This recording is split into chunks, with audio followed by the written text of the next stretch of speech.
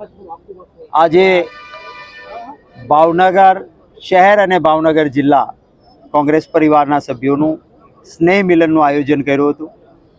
હું સૌનો દિલથી આભાર માનું છું કે ખૂબ વિશાળ સંખ્યામાં કોંગ્રેસ પરિવારના સભ્યો અહીં ઉપસ્થિત રહ્યા છે। ખાસ કરીને સ્થાનિક સ્વરાજની ચૂંટણીઓમાં અપેક્ષા મુજબના પરિણામો નહીં, પરંતુ અતિશય અપેક્ષાથી વિરુદ્ધ પરિણામો આવ્યા બાદ કોંગ્રેસના કાર્યકર્તાઓ માટે માત્ર ચૂંટણી લડીને જીતી જવું એ જ નહીં, સત્તાની માટે જ સંઘર્ષ નહીં, સેવાની સાધના સાથે કામ કરતા રહેવાનો સંદેશ અહીંથી એક ઊભો થયો છે। ભારતીય જનતા પાર્ટીએ જે લોકશાહીમાં માન્ય નથી એવા હાથગંડાઓ કર્યા, આપના બધાના કેમેરા સામે પણ ઘણી બધી બાબતો આવી। તંત્રનો દુરુપયોગ આવો ક્યારેય નહોતો થયો એવો થયો। ફોર્મ પાછા ખેંચાવી લેવા માટેના પ્રયત્નો, ખોટા કેસો, આજે પણ એક વડોદરામાં કોર્પોરેટર અમારા એને જેલમાં નાખવામાં આવ્યા। ખેર, આવા અત્યાચારો કે આવા પ્રકારની પદ્ધતિથી ઇતિહાસ સાક્ષી છે। અંગ્રેજો પણ આવું જ કરતા હતા, એનું શાસન સલામત ન રહ્યું, ના કંસનું શાસન સલામત રહ્યું। આખરે લોકશાહીમાં લોકસેવા એ આખરી ધ્યેય હોવું જોઈએ। સત્તા મળે તો સેવાની સાધના કરવી જોઈએ। સત્તા મળે તો બાકીનો અવાજ દબાવીને અન્યાયી ગેરકાયદેસર રીતે તંત્રના દુરુપયોગ આ ન થવા જોઈએ।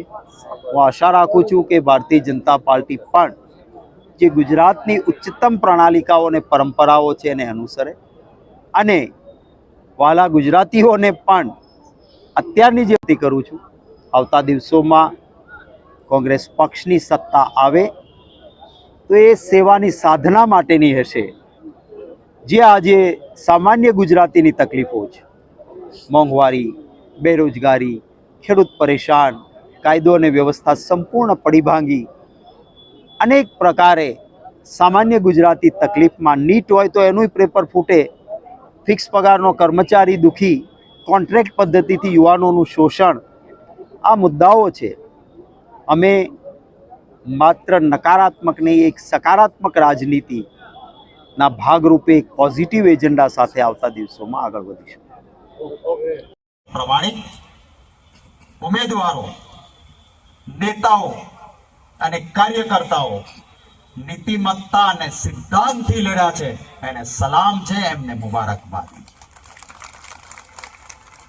કેટલાક દાવપેચ લોકશાહીમાં ગ્રાહ્ય નથી હોતા। હા, શામ દામ દંડ ભેદ કહેવાય છે કે ચાલે, પણ એનાથી નીચે ઉતરીને જેને હલકટ રાજનીતિ કહેવાય, એ પ્રકારની રાજનીતિ ભારતીય જનતા પાર્ટીએ કરી ચૂંટણીઓમાં અને જીત્યા। ઠીક છે, પણ જીત્યા પછી શું? જનતાના હિત માટેની વાત ક્યાં?